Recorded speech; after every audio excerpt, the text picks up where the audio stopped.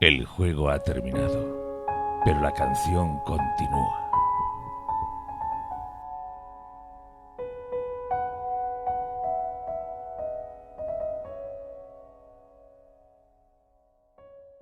Bienvenidos todos y todas a La Canción Continúa, el primer podcast en español dedicado a la relectura de Canción de Hielo y Fuego.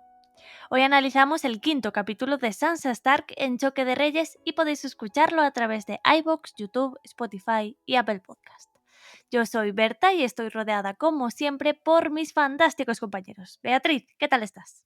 Hola chicos, ¿qué tal? ¿Cómo estáis? Pues la verdad es que estoy bien y este capítulo es un capítulo que yo diría, a ver, ya llevamos algún capítulo más de, ya se viene la cosa, se vienen cositas, ¿no? Es como, pero este yo creo que ya realmente nos hemos metido de lleno en la batalla de las Aguas Negras. Por supuesto nos queda un gran camino por delante todavía, pero yo creo que este ya es poner un poquito la puntita del pie en el agua, ¿no? Porque aquí ya vemos a Sansa pues viendo todo este conflicto desde su punto de vista. Y va a ser interesante también por ver cómo reacciona Desembarco del Rey a esta dura prueba que se les presenta con Stannis Baratheon a la cabeza. Efectivamente, hemos abierto ya la puerta del Aguas Negras y no la cerraremos hasta dentro de unas cuantas semanas, ¿no? Veremos a ver qué tal va este viaje, ¿verdad, Santi? ¿Qué tal estás tú?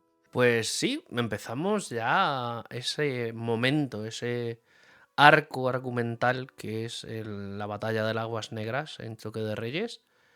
Y bueno, hay muchas cosas por ver en este capítulo y pues todo lo que se viene en adelante que va a ser pues muy digno de análisis y de discusión.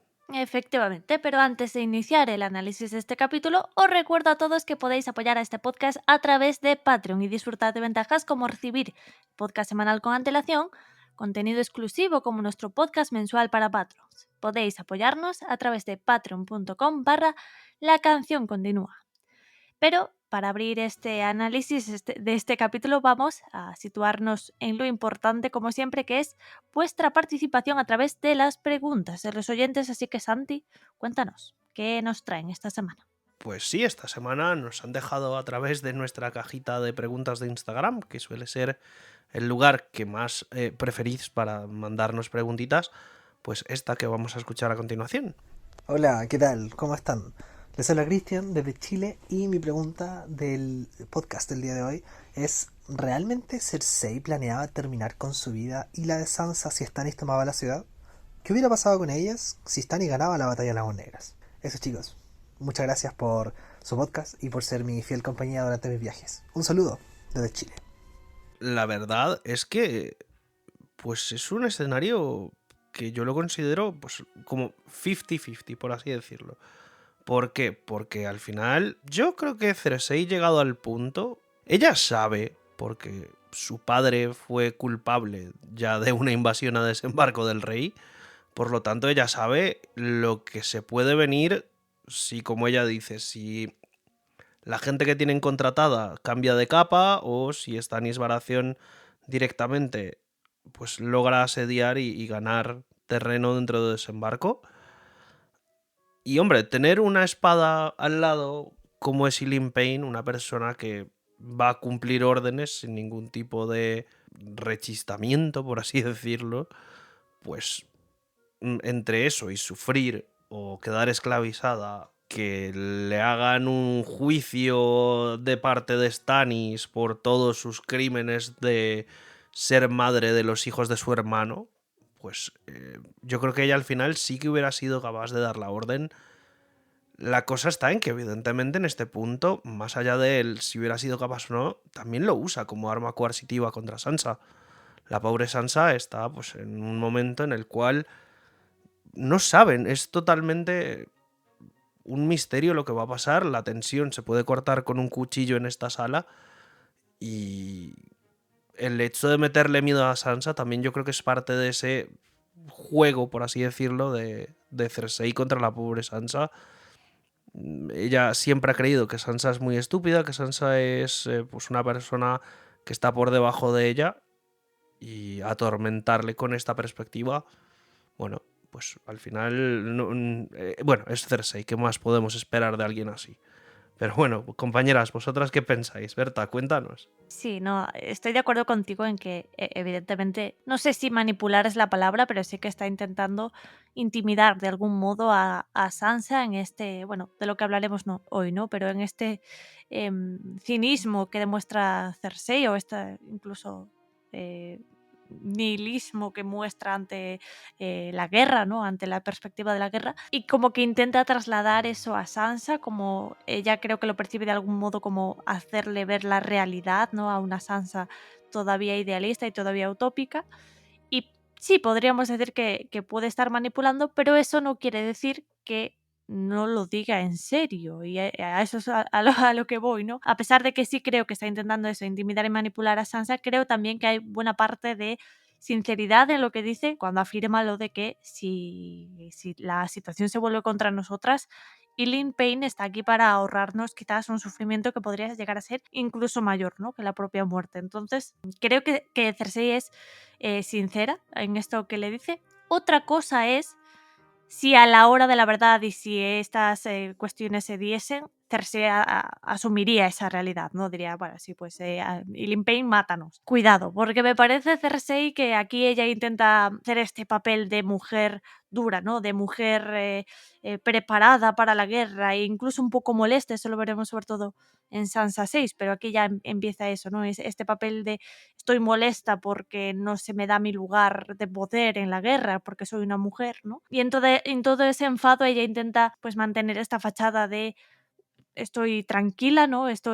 No pasa nada, incluso en la peor circunstancia estoy preparada para morir, pero creo que a la hora de la verdad Cersei intentaría vivir, ¿no? Principalmente por sus hijos. Así que creo que está siendo sincera o que ella misma cree que está siendo sincera, pero si se diese la situación no sé qué quería Cersei. Quizá Sansa creo que se olvidaría de ella ipso facto, en plan que si se tiene que morir que se muera, yo me voy.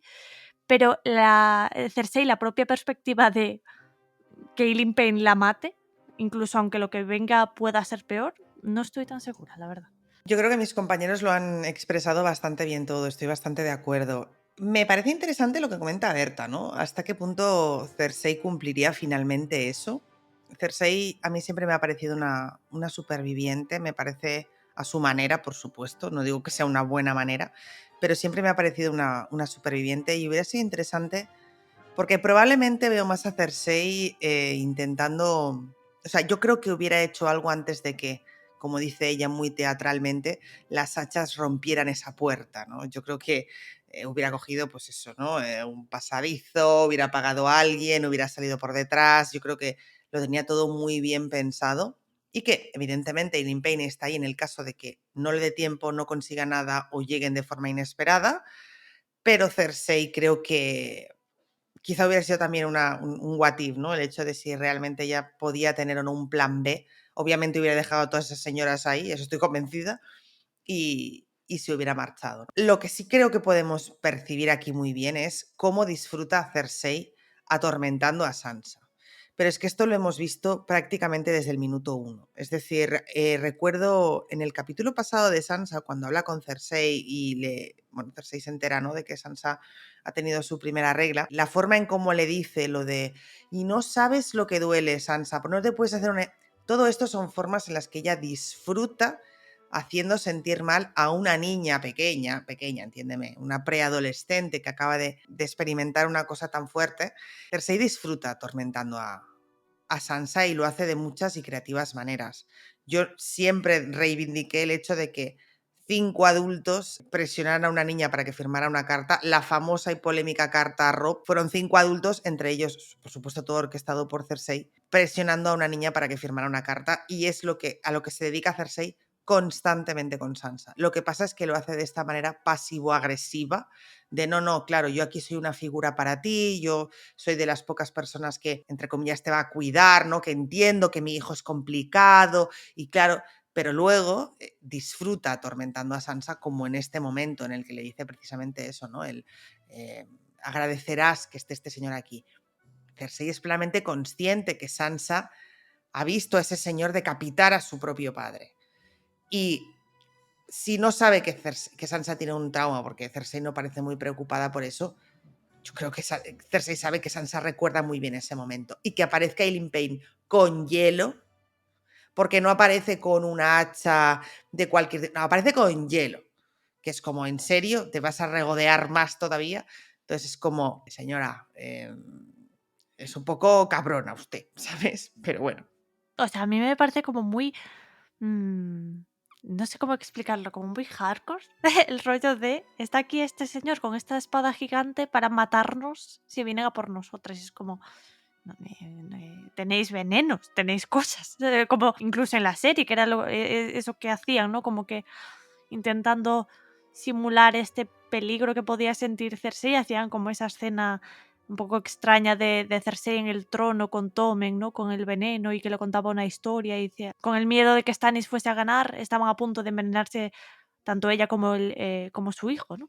Pues es como, sería una muerte más tranquila, más elegante, no hagas que el Eileen Payne, el asesino de su padre, con la espada de su padre venga a matar a la pobre niña cuando ya estará aterrorizada porque hay señores queriendo matarla a las puertas.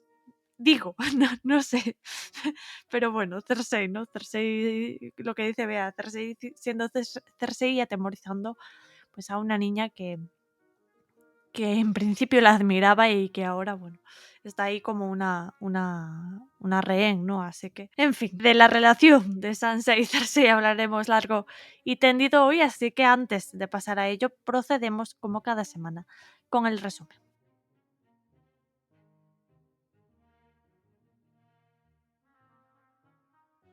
Llevaban toda la mañana cantando en el septo, desde que llegó al castillo la primera noticia sobre el avistamiento de velas. En el septo se canta para pedir misericordia a la madre, pero en las murallas al que cantan es al guerrero, y siempre en silencio. Recordó que el guerrero y la madre no eran más que dos rostros del mismo gran dios. Pero si solo es un dios, ¿qué plegarias va a atender? Ser Merintran sujetó el caballo zaino para que Joffrey montara. Tanto el muchacho como el animal llevaban armadura flexible dorada y coraza esmaltada en escarlata. Brillante, deslumbrante y hueco. Pensó Sansa.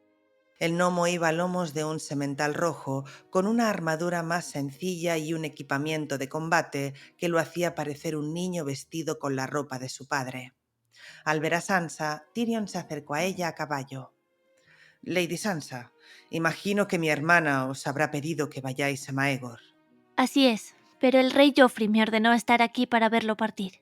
También querría ir al septo a rezar. No os preguntaré por quién. Puede que todo cambie hoy, para vos y para la casa Lannister. Ahora que lo pienso, tendría que haberos enviado lejos con Tommen. En fin, en el torreón de Maegor estaréis a salvo, siempre que... ¡Sansa! ¡Sansa! Joffrey la había visto. ¡Sansa, aquí! Me llama como el que llama a un perro. Pensó. Veo que Su Alteza os necesita. Si los dioses lo permiten, volveremos a hablar. Sansa se abrió camino entre una hilera de lanceros con capas doradas. Todos dicen que la batalla va a empezar pronto. Que los dioses tengan misericordia y se apiaden de todos nosotros. Aquí el que va a necesitar piedad va a ser mi tío. Pero no la tendré. Joffrey desenvainó la espada. El pomo era un rubí tallado en forma de corazón, engastado entre las fauces de un león. Mi nueva espada. Come corazones. Sansa recordó que había tenido otra espada, colmillo de león. Arya la había tirado al río. Ojalá Stannis haga lo mismo con esta. Bendíceme acero con un beso. Tendió la hoja. Venga, dale un beso. Jamás había parecido tan estúpido y tan infantil. Sansa rozó el metal con los labios, pensando que prefería besar todas las espadas que hicieran falta en vez de a Joffrey. Aquel gesto complació al chico. Envainó la espada con un floreo. Cuando vuelva le darás otro beso y probarás el sabor de la sangre de mi tío. Será si uno de tus guardias reales lo mata por ti. Pensó. ¿Entraréis en combate al frente de vuestros caballeros? Preguntó Sansa, esperanzada. Yo sí quería, pero mi tío el gnomo dice que mi tío Stannis no va a cruzar el río. Pero estaré al mando de las 3 putas. La perspectiva hizo sonreír a Joff. Hubo un tiempo en que a Sansa le gustaba su expresión, pero en aquellos momentos le daba asco. Se dice que mi hermano Robb siempre está en lo más fragoroso de la batalla. Dijo sin pensar. Aunque es mayor que vuestra Alteza. Es un hombre adulto. Aquello hizo que frunciera el ceño. Cuando acabe con el traidor de mi tío, me encargaré de tu hermano. Lo voy a destripar con comecorazones. Ya verás. Dio media vuelta a su caballo y se dirigió hacia la puerta. Cuando el último de ellos hubo desaparecido, un silencio repentino invadió el patio. En medio de aquel silencio, Sansa se dirigió al septo. La siguieron 2 mozos de cuadras, así como uno de los hombres que acababa de terminar su turno. No fueron los únicos. Sansa no había visto nunca el septo tan abarrotado, y por todas partes ardían velas con llamitas que parpadeaban como estrellas. El altar de la madre y el del guerrero estaban bañados de luz, pero el herrero, la vieja, la doncella y el padre también tenían fieles, y hasta había unas cuantas llamas que iluminaban el rostro semihumano del desconocido. Sansa visitó a cada uno de los 7, encendió una vela en cada altar y luego encontró sitio en uno de los bancos, entre una anciana lavandera y un niño que tendría la edad de Rickon. La mano de la anciana era huesuda y callosa, la del niño pequeña y blanda, pero se sintió bien al poder aferrarse a alguien. El ambiente estaba cargado e hizo que se sintiera un poco mareada. Conocía el himno, su madre se lo había enseñado hacía mucho, mucho tiempo, en Invernalia, de modo que unió su voz a la de los demás. Dulce madre, sed piadosa, de los niños velad vos, detened saetas y espadas y que puedan ver el sol. Dulce madre, nuestras hijas en vos nutren su valor, sofocad la ira y el odio y alentad la compasión. Eran miles las personas que, al otro lado de la ciudad, atestaban el gran septo de Baelor y también estarían cantando. Sus voces se oirían en todo desembarco del rey, cruzarían el río y ascenderían hacia el cielo. Los dioses tienen que escucharnos, Pensó.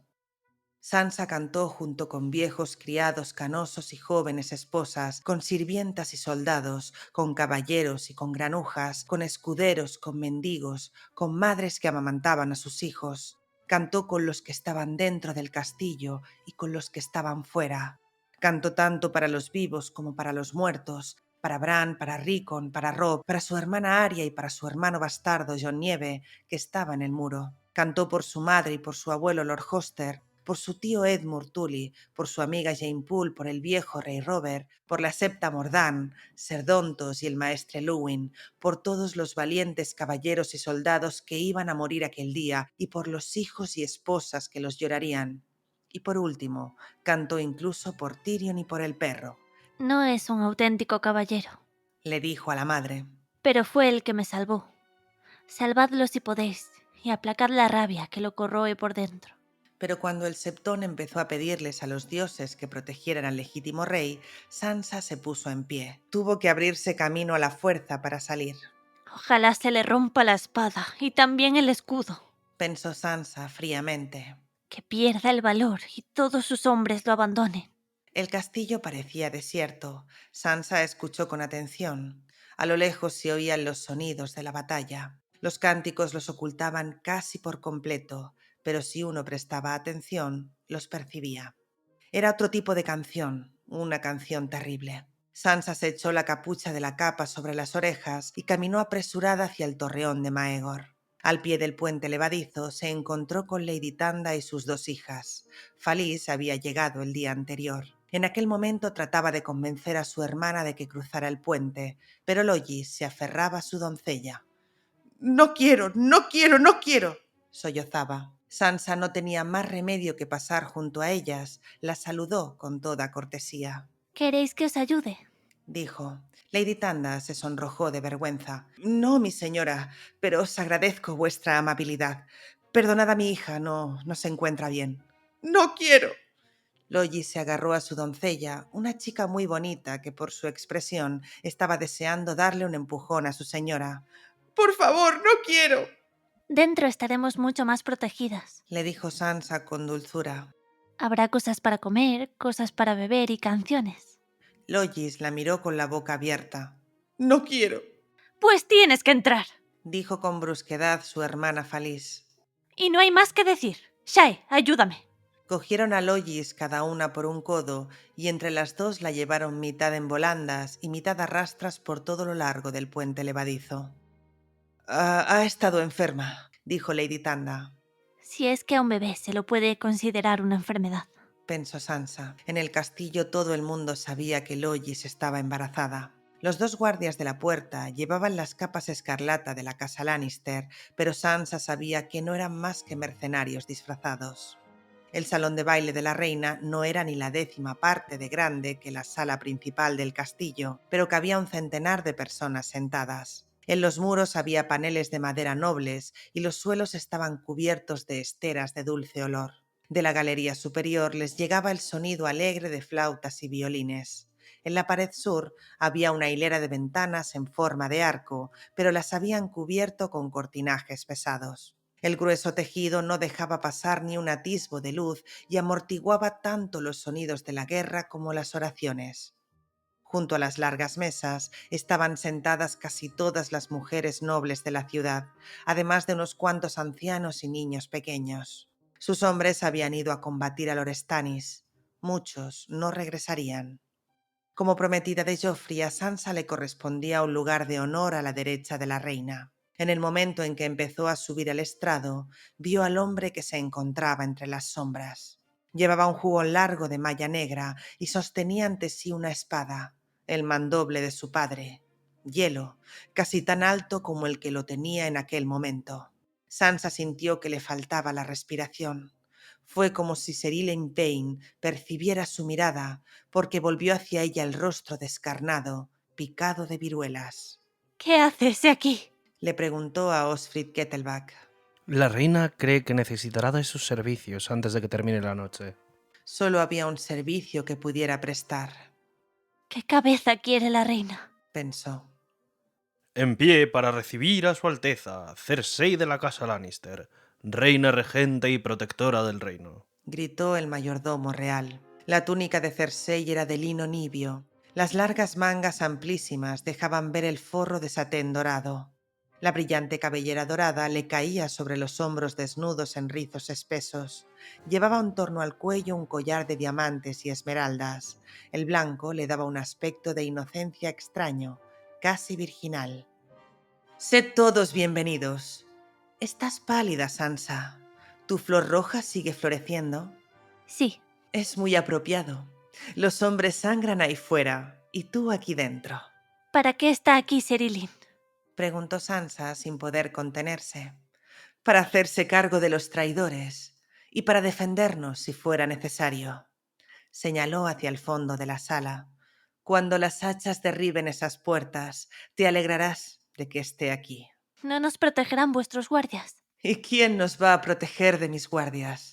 Si perdemos la batalla, mis guardias se enredarán con sus capas escarlatas de tanta prisa como se darán en quitárselas. Robarán lo que puedan y huirán para salvar sus indignos pellejos. ¿Tienes idea de lo que sucede durante el saqueo de una ciudad, Sansa?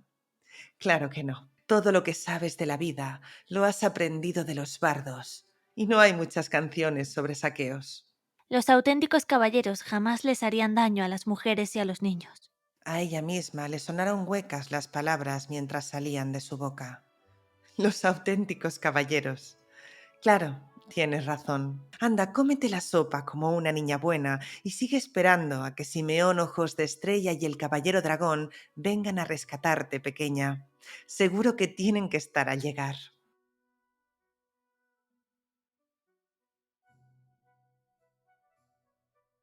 Iniciamos este capítulo con Sansa en el Septo, rezando pues con toda esa gente, ¿no? Ante la inminencia de Stannis Baratheon, que ha llegado trayendo la guerra a desembarco del rey.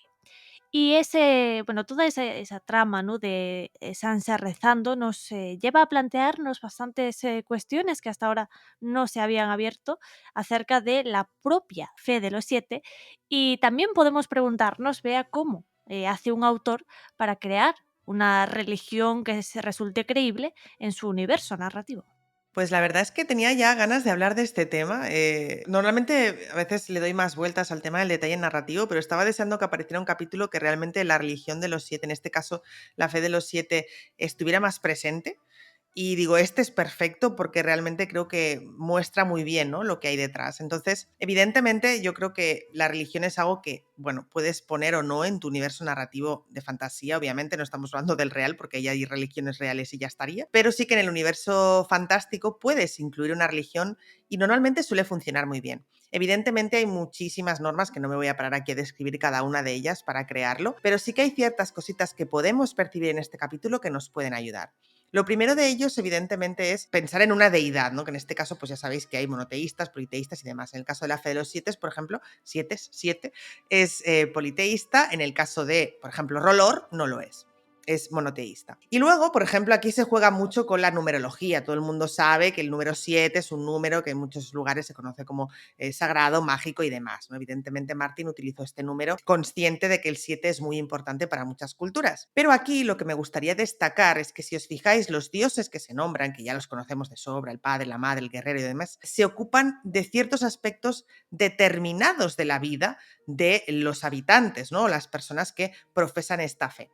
Y aunque sería lo lógico pensar, bueno, pues claro, el guerrero para los guerreros, el padre o la madre para las mujeres que se preocupan por sus hijos y es cierto que si os fijáis, responden a las típicas preguntas universales que tenemos, ¿no? En plan, pues eso, el nacimiento, ¿no? Esas preocupaciones que todos tenemos, pues el nacimiento, el tema de cómo sobrevivir, la muerte. Entonces, todo esto lo ocupa un dios distinto. Además, por supuesto, tienen su lugar de culto, tienen sus canciones, tienen alguna forma, depende evidentemente la religión, de adorarlos. Normalmente hay sacerdotes o monjes o personas que se encargan de guiar a esas personas en ese rezo o en esa veneración. No es tan diferente la fe de los siete a, por ejemplo, religiones como el cristianismo, si no fuera porque el cristianismo, por ejemplo, es monoteísta. Pero, por ejemplo, el tema de las velas es algo que todos tenemos en nuestra cabeza. Es algo que nos recuerda cuando entramos a una iglesia, vemos a, pues yo qué sé, ¿no?, la figura que sea, pues con velas, ¿no?, del santo que sea, pues con velas. Y aquí es un poco lo mismo. Además, me gusta mucho la escena de la comunión entre los fieles, ¿no?, los devotos, cómo se dan la mano, cómo no importa tanto de qué estrato social sean, porque todos al final están pidiendo a los dioses que la guerra no les perjudique ni a él, ni a ellos, ni a sus familias. Entonces, yo creo que al final la religión, la mejor forma de montarla es que de alguna manera sea diferente a todo lo que conocemos, pero que tampoco se aleje mucho de lo que ya conocemos. Y evidentemente aquí tenéis un montón de fuentes de inspiración, no solo el cristianismo o religiones que hoy en día siguen vigentes, sino que también podéis tirar de mitologías griegas, romanas, mitologías nórdicas, incluso religiones quizá que no tenemos tan presentes como las asiáticas y demás, porque realmente os pueden funcionar bien. Lo importante al final es eso, ¿no?, que haya unas figuras o una figura presente que se considere una deidad y que haya normalmente un lugar de culto, una persona o personas que les guíen o que se dediquen precisamente a esos dioses y, por supuesto, algunos rituales y ese, que yo creo que es lo más bonito, esa comunión entre fieles, ¿no?, que es lo que mantiene al final o lo que debería mantener vivas las religiones. No voy a entrar en debates, pero lo que debería mantener vivas las religiones son esa comunión, ¿no?, y esa veneración por pedir a un ser superior pues que todo nos vaya bien en la vida, ¿no? Efectivamente, es muy interesante esto que planteas porque específicamente Martin, o sea, lo hace muy bien, pero hace una particularidad curiosa en esto que hablas justamente, en esto que se ve hoy aquí en el capítulo de Sansa, que es este momento de guerra en el que, independientemente del estamento social, más o menos, con sus limitaciones, ¿no?, como siempre, bueno, nobles, con diferencia del estamento social más o menos bajo, aquí están todos rezando, ¿no? Hay una especie de unidad de clase, ¿no?, unidad social, podríamos decir, a la hora de, digamos, de hacer estos rezos, a la hora de comunicarse con los dioses y pedir esa paz, ¿no?, que Sansa canta hacia la madre, por ejemplo. Y es particularmente curioso porque esta especie de pensamiento un poquillo revolucionario incluso, ¿no?, de todos somos iguales ante los dioses, es en parte lo que creo que motivará luego al Gorrión Supremo, etcétera, ¿no?, para hacer esa revolución armada de se acabó la buena onda con los nobles, vamos a darle pal pelo y da igual que seas un noble que te unas a la causa o que seas un señor que pasaba hambre y ahora te unes a esta fe, ¿no? Lo que importa es, o sea, no de dónde vienes, sino el que tu cometido sea ayudar a los dioses, etcétera, ¿no? Contra la depravación y el pecado, lo que sea. Entonces, hay parte de eso ya intrínseco en la fe de los 7, pero curiosamente, como suele pasar, no voy a entrar tampoco en debates, pero como suele pasar también en las religiones del mundo real, parte del mensaje se pierde, ¿no? Porque es la propia Sansa en estos himnos, que parece que son como himnos comunes, ¿no? Que conoce todo el mundo, a la madre. En ese himno de paz no se canta, por favor, dale fuerza a los hombres para, ¿no? para luchar en la guerra, que también, sino que se pide o lo que se solicita, justamente el mensaje final es: enséñanos un mejor camino, ¿no? Termina la guerra en sí misma, que haya paz y que no haya violencia, ¿no? Que es algo que predican en ese himno y es algo que se predica muchas veces en las religiones reales. Y curiosamente, igual que en el mundo real, la fe de los 7 lo que hace es armarse, ¿no? Armarse, o sea, elegir un camino violento, elegir un camino de guerra para llevar a cabo estos preceptos. O sea, Martin lo hace bien en ese sentido porque, curiosamente, va en un sentido bastante realista, ¿no? Y eso es, yo creo que, como ha explicado Bea, tiene que ser particularmente curioso, ¿no? Crear todo eso de cero, ¿no? Porque es un universo que no existe, pero sobre todo creo que es importante lo que ya ha dicho de apoyarse pues en el mundo real, ¿no? En el mundo real para hacer ciertos paralelismos que al lector le resulten reconocibles. Y en este sentido, vamos a hablar un poquito de la fe de los 7 en sí, porque es un tema que es transversal, ¿no? A toda la saga, que muchas veces se habla ya no solo de la fe de los 7 en particular, sino de las religiones en general. Venimos, por ejemplo, de ver en el norte pues a esa adoración a los antiguos dioses, ¿no? A los arcianos, sobre todo, porque estamos en esta saga en la que se nos ha situado en favor de los Stark y hemos conectado un poquito con su cultura y sobre todo con la magia, etcétera.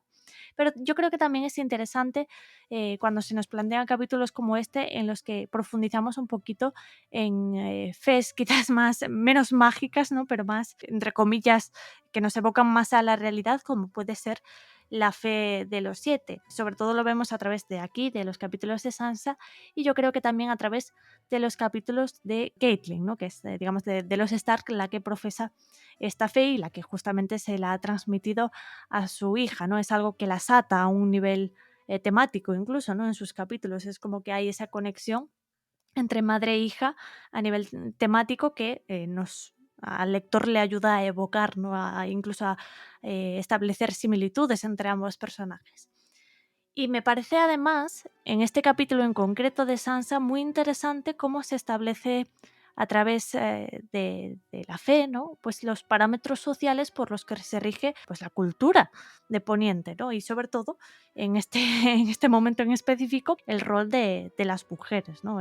La vida de las mujeres, porque en esta religión, que en realidad es monoteísta, ¿no? Como decía Bea, es un solo Dios, pero que se divide en estas 7 facetas diferenciadas. Eso es una particularidad pues, curiosa, ¿no? Pero esas distintas facetas yo creo que demuestran bastante bien cómo Martin ha planteado esta sociedad. Principalmente porque las facetas de este dios que son femeninas, son 3, ¿no? La doncella, la madre y la anciana, ¿no? La vieja, el prototipo de vieja sabia, ¿no? Que nos guía y nos orienta, pues están definiendo bastante bien lo que es el camino que deben seguir las mujeres en su vida, ¿no? Es casi como una definición de las facetas por las que va a pasar cualquier mujer de Poniente en su vida o por las que debe pasar justamente y que están bastante marcadas, ¿no? Es como vas a ser una doncella, vas a ser virginal, vas a ser pura, vas a portarte con cortesía, un poquito lo que representa Sansa, luego vas a ser la madre, que es un poquito lo que representaría la propia Catelyn, ¿no?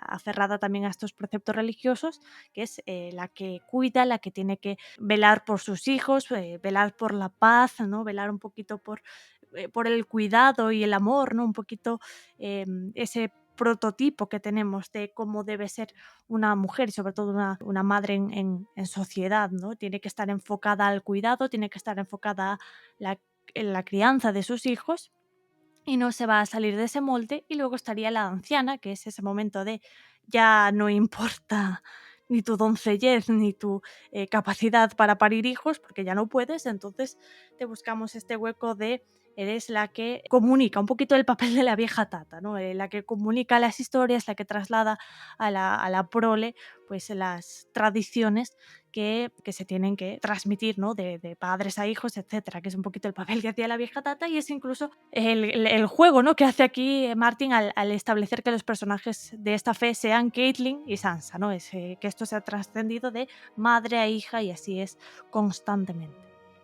Lo que me parece particular en este sentido, que esto es quizá más evidente, ¿no? Pero lo que me parece más curioso es que los papeles femeninos de esta religión se establecen así para todo el mundo y sin embargo las caras masculinas no definen tanto un proceso por el que debe pasar un hombre, ¿no? En su vida, sino que lo define más a nivel de a qué te vas a dedicar o incluso yo diría a qué estamento vas a pertenecer y cuál es tu rol dentro de eso, ¿no? Estaría por un lado el herrero, que es la parte trabajadora de la sociedad, ¿no? Tienes que ser fuerte, tienes que trabajar, ese prototipo estaría el guerrero, todos los caballeros que conocemos, el padre, que sería un poquito la nobleza, ¿no? Los señores, la gobernanza en sí misma.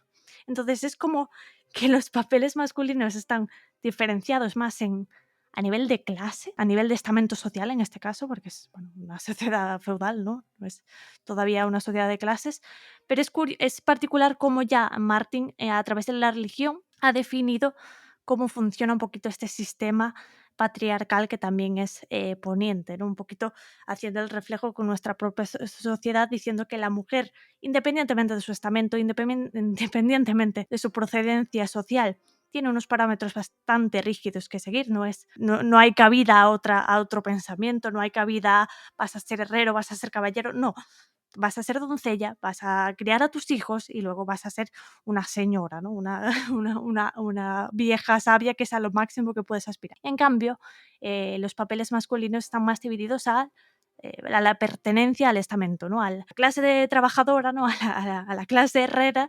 al guerrero, a la caballería, etcétera, o a la nobleza, que sería la gobernanza, el padre, ¿no? Que representa todo esto. Y con esas simples 6 caras del dios, ¿no? De los 7 dioses, quedando aparte, por supuesto, el desconocido, pues Martin ha definido bastante bien cómo funciona esta sociedad, que no dista tanto de cómo funcionaba en ciertos momentos la nuestra y cómo en parte sigue funcionando en ciertos aspectos, pero a mí me parece, lo que decía Bea, lo ha dicho a la perfección, ¿no? Cómo con algo tan sencillo como es plantear una religión en tu universo, estás básicamente simplificando y dando una explicación a cómo se educan, cómo se rigen, qué normas sociales se establecen y en consecuencia cómo funciona toda esta sociedad, pues lo ha resumido él en 6 caras de un dios y nos lo ha puesto ahí. Y así de fácil que lo ha hecho, como si nada, vaya. Sí, exactamente. Además que, si te das cuenta, pues como siempre, la historia te la cuentan los vencedores y el hecho de que sea la religión impuesta y no, por ejemplo, la de los dioses antiguos, que es la que rige el norte, se ve muchísimo en la diferencia de la gente como es en el norte a cómo son del cuello para abajo, por así decirlo. Porque al final, pues en este caso, la mayoría de la gente de la alta sociedad poniente, por así decir, pues siempre son regidos eso, por esa distinción religiosa de no, es que tenemos que hacer tal cosa porque es lo que se espera de nosotros, porque la madre que nos va a dar protección y el guerrero. Y en cambio, los norteños son mucho más de tenemos que ser fieles a nuestros principios, tenemos que ser fieles a que tenemos que defender a nuestro pueblo a lo que dé lugar y recoger nuestra cosecha porque se acerca el invierno, por así decir. Entonces, también Martin ahí yo creo que mete muchísimo esa diferencia de cómo son las diferentes partes de Poniente. Incluso lo vemos en Dorne con la gente de la Madre Roine y todo esto, que son pues también diferenciadores fuertes frente a la personalidad de diferentes clases de personas en este universo. Y en este capítulo, sobre todo, Martin nos trae pues muy a colación, más allá de darnos estas pinceladas una vez más de cómo funciona la religión y de cómo dictamina los caminos de la sociedad en Desembarco del Rey, ver cómo Sansa, pues en muchos aspectos usa la ambigüedad para rezar en este caso. Bueno, y ni la ambigüedad, o sea, realmente poco ambigua es de cara por lo menos al lector. En plan, yo creo que a ella la ven en desembarco y cuando están rezando y demás, que ella se levanta cuando empiezan a rezar por Joffrey, la gente se puede imaginar cualquier cosa, pero tú como lector sabes que está usando ese momento para un poco poner el puño sobre la mesa y decir, sí, yo no quiero que la ciudad arda, no quiero que la ciudad arda, por favor, madre, protégenos a todos. Pero que el desconocido se quiere llevar a Joffrey en media hora, caballero, le hago yo la maleta. O sea, y ver parte de esa frustración, ver parte de... El mismo Tyrion lo sabe. Por eso mismo Tyrion un poco le dice en plan de, bueno, no seré yo casi que quien juzgue por quién vas a rezar y por quién no. Sabiendo todo lo que está pasando alrededor de Sansa en este punto. Y la frase de Tyrion de decir, hoy puede cambiar, por así decirlo, tu suerte y la de la casa Lannister, no está puesta al tuntún. Está puesta sabiendo de que están en el filo de una batalla, están en los momentos previos, ya se escucha, lo dice Sansa, se escuchan los rezos de la gente por todo desembarco del rey, estos himnos cantados a los 7, pero sabiendo que en el Aguas Negras se va a empezar a escuchar los aullidos de los hombres y los gritos de desesperación de la batalla. Entonces, en este punto, yo creo que Martin hace un trabajo súper espectacular en cuanto a presentarnos pues más de esa religión, más de ese porqué de los 7 y más de a quién reza cada uno, con esa expectativa, crea expectativa, abona el terreno para lo que se nos viene en los capítulos siguientes. Pues bastante de acuerdo con lo que dicen mis compañeros, la verdad. Yo por destacar, a mí me parece que Martin juega muy bien con esa dualidad, ¿no? Porque realmente, lo he dicho antes y lo repito, me parece muy bonita toda la escena del septo, de, pues eso, ¿no? Cuando se reúnen todos allí, cuando de alguna manera los cantos consiguen un poco como amortiguar ese sonido de la guerra y cómo todos se unen en esa comunión que comentaba antes, ¿no? Para rezar, para pedir por la ciudad y demás. Y me gusta mucho esa dualidad porque al final Sansa es consciente de alguna manera que es como que ella quiere que esa gente se salve, porque Sansa en el fondo es una buena niña y ella quiere que todo el mundo se salve y que todo acabe bien y que no haya guerras como probablemente quiere pues, todos los niños, ¿no?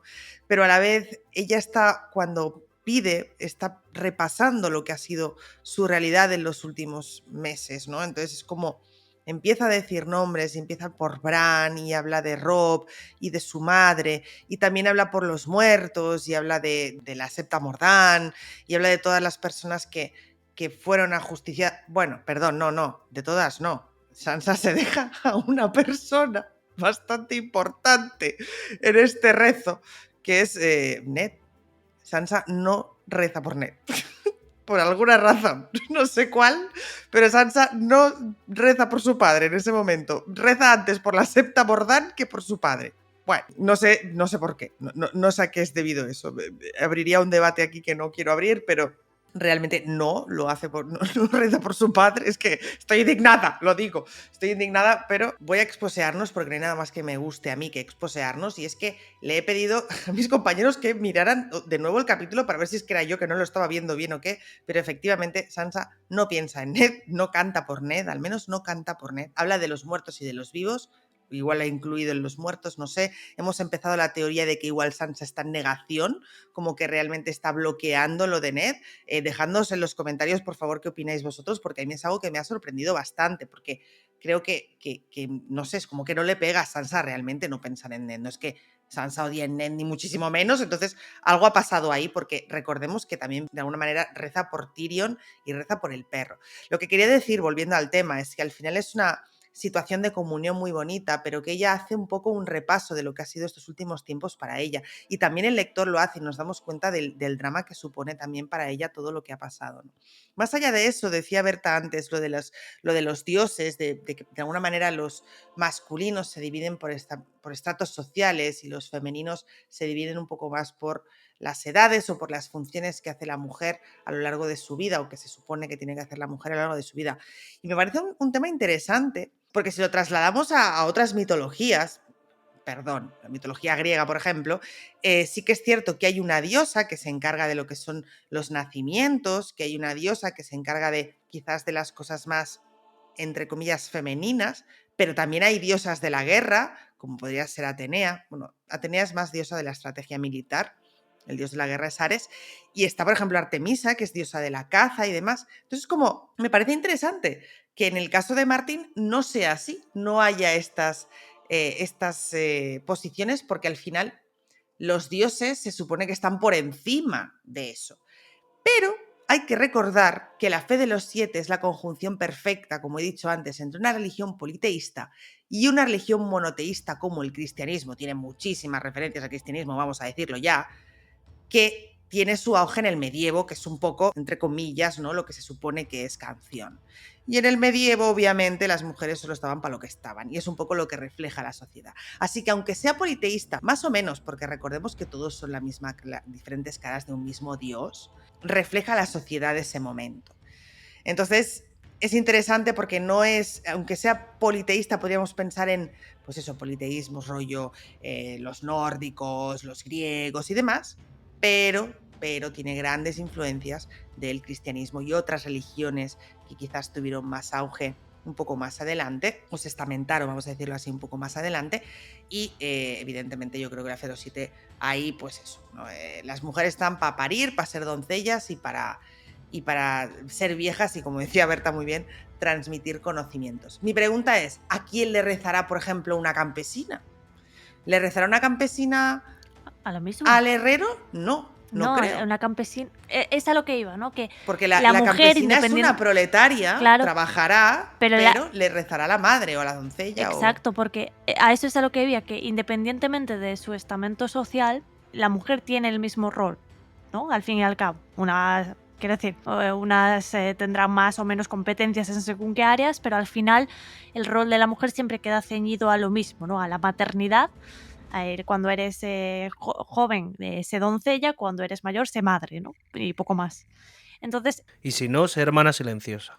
y claro, son las únicas que le rezan al desconocido, justamente las hermanas silenciosas, ¿no? Las que escapan un poquito de esos parámetros que se esperan de la feminidad. Y en cambio, y eso es por lo que me resulta interesante, los dioses masculinos o las facetas masculinas del mismo dios, pues son estas... lo que están diferenciando es justamente la clase, ¿no? Y esto podría parecer como muy lejano y muy medieval, y tienes toda la razón, en el mundo, pero no dista tanto, ¿no? De muchos prototipos incluso, y lo voy a ceñir a la literatura, por ejemplo, ¿no? Muchos prototipos de personaje que vemos muchas veces, ¿no? Muchas veces los personajes masculinos suelen ser diversos, ¿no? El típico grupito en el que hay 4 chicos y una chica, y el papel de la chica, ¿cuál es? Ser la chica, ¿no? Como si ser chica, si ser mujer fuese un rasgo de personalidad, ¿no? Entonces, lo interesante aquí es que justamente están estableciendo en el mundo esto, ¿no? Que el papel de la mujer, independientemente de su estamento, va a ser el papel de criar a los hijos ¿no? Sea del herrero, o sea del caballero, o sea del noble, pero al final ese es su papel en el mundo.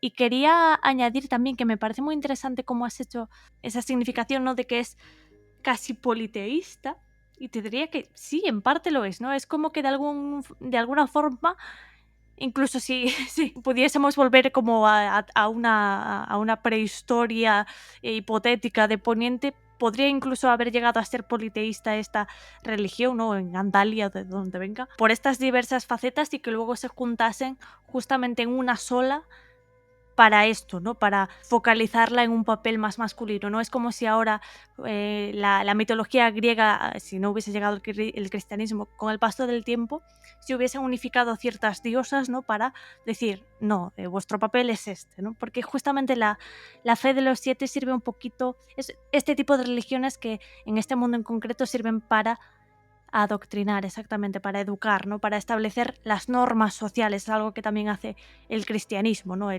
Estas son las normas, ¿no? Pues no matarás y no robarás, y un poquito de la religión ya no solo sirve para explicar el mundo o los fenómenos naturales, sino que establece cómo debes comportarte. Y eso es algo que diferencia, por ejemplo, a la fe de los 7 o a la fe de R'hllor de lo que parece ser los antiguos dioses, ¿no? Los antiguos dioses son más algo en la naturaleza, ¿no? Que nos escucha y está ahí para nosotros, que seguramente lo usen también para explicar pues, ciertos sucesos naturales, o lo hayan utilizado para eso, pero los antiguos dioses no son los que dicen que el señor norteño X se tiene que comportar de tal forma o X forma, ¿no? Exacto, sí, son más primitivos de alguna manera. Es que sigue un poco el transcurso que hemos seguido también los humanos, ¿eh? Es decir, al principio, como decías tú, en la prehistoria, lo que había eran dioses de la naturaleza y habría, pues, yo qué sé, el dios del río y el dios de la montaña y el dios de la tormenta, y depende del dios que hubiera. Hombre, lo sigue habiendo para muchas comunidades, sobre Exacto, todo exactamente. indígenas y demás. Exactamente, Esos totalmente. siguen siendo sus Entonces, dioses. sí que me parece, aparte de esto, interesante, porque dice que la madre y el guerrero como que tenían muchos adeptos y el resto no tantos. Y eso me gusta porque probablemente esto vaya variando. Es decir, de alguna manera depende de la situación en la que se encuentran, depende de cuál sea el momento, recibirán más velas o más plegarias unos dioses u otros. En este caso, como es la guerra, evidentemente el guerrero y la madre son como los que reciben más atención o lo más plegarias porque están pidiendo pues, que todo vaya bien, que la batalla vaya bien, que nadie se muera y ¿no? Quizás en otro momento de la historia de desembarco o en otros momentos distintos que quizá haya paz, pues pidan para otras cosas, para el herrero, pues para que haya más trabajo, ¿no? O yo qué sé, si están teniendo, yo qué sé, una epidemia, pues igual le piden a la madre y le piden a la vieja, ¿no? No sé, ¿sabes? Es interesante. De hecho, es algo que, si no me equivoco yo, hemos visto hacer a Caitlyn. Sí, cuando en No me acuerdo sí, qué en un capítulo pequeño era, la verdad, septo, pero sí. que estaba ella en un pequeño septo y rezó un ratito como en cada uno y a cada uno le pidió una cosa distinta, ¿no? En plan, a la vieja que guíe mis pasos con sabiduría para aconsejar a Al Rob, guerrero para que guíe etcétera, a Rob, sí, a sí. la madre que proteja a mis hijas en desembarco del rey, ¿no? Es como que dependiendo de la funcionalidad, pues le rezas a uno o a otro y eso también es interesante. Y por eso es que yo diría que en este sentido es politeísta, ¿sabes? En este aspecto es politeísta. De hecho, yo creo que lo de distintas facetas de un mismo dios es como, bueno, pues porque le dan un poquito más ese misticismo, ¿no? Claro, pero al final se dirigen a uno y al otro y los tienen diferenciados y tienen incluso esculturas de distintos aspectos y, ¿sabes? Entonces, como, bueno. Yo creo que también es una especie de simbolismo que hace la propia religión o la propia fe de los 7, de decir, todos son uno porque todo es uno, ¿no? En el sentido de para que la sociedad funcione, ¿no? Para que la sociedad vaya a una, justamente. Todos tenemos que cumplir con nuestro papel, entonces tú como mujer tienes que pues, centrarte en ser madre, ¿no? Porque eso, y el herrero pues en ser herrero y que no se cuestionen ciertas cositas para que la sociedad funcione, ¿no? Y creo que es un poquito la forma poética que tiene de decir de, bueno, todo esto es lo mismo, ¿no? Todas estas facetas sirven para que la sociedad como la conocemos funcione. Pero bueno, es interesante, ¿no? El tema de la religión, yo creo que incluso podría esto dar para, ya no solo la fe de los 7, sino la religión en general, para un podcast de Patreon incluso, ¿no? Así que, patrons, si estáis interesados en ello, manifestaos. Vamos a avanzar en el capítulo y a hablar un poquito de lo que vive Sansa aquí en este contexto de guerra inminente y sobre todo de ese encuentro que tiene con Joffrey, que parece el único que está contento por la llegada de la guerra. Yo he de decir que intenté hacer la voz más despreciable de niñato despreciable para este señor el día de hoy. Y yo te digo que lo has conseguido. Quise darte un puñetazo en el resumen. La verdad es que Sansa aquí se juega una carta muy jodida, ¿eh? Porque Sansa está hablando con Joffrey y en su cabeza el pensamiento es: me está llamando como un perro, este señor es un mierdas, pero al mismo tiempo intenta metérsele por los oídos a Joffrey de: es que claro, mi hermano va de primero en el fragor de la batalla. ¿Tú vas a ir de primero en el fragor de la batalla? ¿Vas a realmente entrar en la pelea? Como sabiendo que este señor está malito de lo suyo, pues intenta coaccionarle para que desobedezca a su tío, para que desobedezca a su madre, porque sabemos por el capítulo anterior de Tyrion que Cersei no quiere ni saber que Joffrey se acerque a la batalla. Entonces, Joffrey está siendo su papel de Joffrey, siendo un niñato horrible, diciéndole que bese a la espada y que luego va a hacer que la bese cuando vuelva para que pruebe la sangre de su tío, que es una cosa mega desagradable, que además todo el tiempo es en plan de, y en cuanto acabe con mi tío voy a acabar con tu hermano. Pero Sansa al final, ese comodín que se juega de intentarle meter a su prometido actualmente, que sigue siendo Joffrey, pues mira, intenta no sé qué, deberías, claro, porque como tú eres tan valiente, como tú eres tal, no, pero es que mi hermano puede porque porque él sí es un adulto y tú no. Donde esto hubiera salido bien, que evidentemente lo que decimos siempre es Martin y su obra, pero esto en una situación de vida real le sale bien a Sansa y es que se quita de un plumazo a este pavo que sabemos que es detestable y que al final lo van a tener que hacer de otra manera bastante más trágica y bastante mejor, en mi parecer, porque sufre bastante más.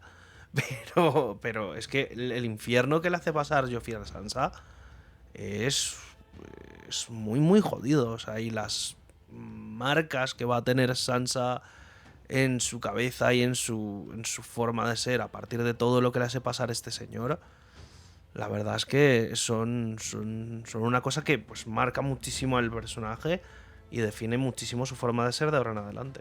Absolutamente. Quiero decir que Sansa aquí, de una forma casi inconsciente, una vez más, es brillante, ¿no? Es el rollo de juega justamente con la debilidad de Joffrey en este punto, que es un niñato, básicamente, ¿no? Que es un niñato de voy a matar a todo el mundo y voy a ganar y me enfrentaré contra quien sea yo solo y ganaré. Y es como, a ver, el niño está flipado, pues vamos a usar su flipadura en nuestro beneficio, ¿no? Que es lo que hace Sansa y le empieza a decir lo que decía Santi, ¿no? Que, oye, ¿y por qué no te pones en primera línea de batalla a ver si te mueres, hijo de la...? El caso es que... me he cortado a tiempo. El caso es que no quiero yo caer en psicoanálisis freudiano rancio absurdo, pero es que justamente creo que Martin lo ha hecho con esa intencionalidad y aunque sea análisis freudiano rancio, ¿vale? Es absolutamente síntoma, ¿no? de sádico sexual básico lo que hace con la espada come corazones, ¿no? Y yo creo que lo que está intentando aquí trasladar Martin es justamente el peligro que corre la propia Sansa en este aspecto, ¿no? Porque venimos de estos capítulos de que si Sansa ha tenido su primera menstruación, que si Sansa se plantea su feminidad, no sé qué, nos han metido como mucho esa idea en la cabeza. Y ahora viene Joffrey con el símbolo fálico que es la espada, decir, bésame la espada y después me la besarás con sangre, Es como, vale, Martín, veo lo que estás haciendo y lo entiendo, ¿no? Y lo que entiendo que quiere trasladar con esto es justamente el peligro, ¿no? Que corre Sansa ya no solo como niña rehén en este momento político, en esta situación de guerra, cuando su padre ha muerto, etc., sino también como mujer, ¿no? Como víctima de potenciales abusos sexuales por parte de Joffrey, que es algo en lo que se va a insistir más adelante cuando ella esté muy contenta, ¿no? Porque ya no se van a casar con Joffrey, se va a casar Margaery, no sé qué, y venga Dontos a recordarle que, aunque no se case con Joffrey, puede convertirla perfectamente en su amante, ¿no? Que puede disponer de ella si así lo desea, porque es el rey y al rey no se le puede cuestionar, ¿no? Las maravillas de esta sociedad.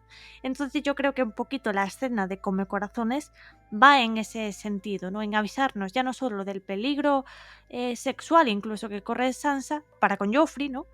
Sino también peligro, y eso es un subtexto constante en este capítulo y en los siguientes que tendrán Cersei y Sansa, el subtexto de las mujeres en este momento específico en el que los hombres están en guerra y Stannis podría ganar y traer a sus hombres, están corriendo un riesgo de violencia sexual constante. Ese es el terror. Por eso está Eileen Payne donde está también, para evitar que a las mujeres de nobles que están ahí todas rezando, ¿no? Para que sean sus hombres y no los otros hombres los que ganen, justamente para evitar la violencia que se ejercerá sobre ellas. Y es duro y es trágico y es incluso frío analizarlo así, y lo siento, pero es la realidad que Martin ha decidido establecer en el mundo de Canción de Hielo y Fuego, ¿no? En un mundo en el que la violencia sexual está a la orden del día, incluso en contextos de paz, pues ya no vamos a decir en contextos de batalla, ¿no? Hay un subtexto entero de este capítulo que va hacia esa dirección, hacia el Sansa. No solo está en peligro con Joffrey, que también, sino que está en peligro por la situación de violencia a la que se va a someter a Desembarco del Rey ahora mismo, ¿no? Y eso es, yo creo que le da un componente absolutamente terrorífico al capítulo. Primero, hello, qué fuerte. Segundo, vamos con el comentario, es que es muy fuerte. Pues mira, te voy a decir una cosa, Berta. Yo, después de analizarlo como tú lo has visto, estoy bastante de acuerdo a nivel simbólico. No sé hasta qué punto la práctica de darle un beso a la espada para desear suerte era habitual, porque yo al leerlo, evidentemente después de analizarlo, entiendo ese subtexto, que creo que es muy acertado, pero al leerlo por primera vez hasta me pareció un poco como de cuentos de caballeros, ¿sabes lo que te quiero decir? Ese momento de darle suerte a mi espada, darle un beso a mi espada para tener suerte y demás, me parece una práctica que bien podría ser la de otros muchos caballeros hacia sus damas, ¿no? Quizá no darle un beso en plan tan así, pero como bendecirla un poco la espada, ¿no? Como de alguna manera darle ese favor, ¿no? Al caballero que va a la batalla. Entonces, yo en su momento lo percibí así. Ahora es verdad que analizando, pues puede dar esa sensación de Joffrey siendo ese niño sádico que veremos más adelante. También es verdad que estamos en relectura y sabemos muchas cosas, aunque ya sabemos que es un sádico, pero no sabemos hasta dónde es capaz de llegar. Pero es verdad que yo lo vi como quizá un poco deformado, que yo creo que también es la gracia, pero como ese gesto caballeresco, ¿no?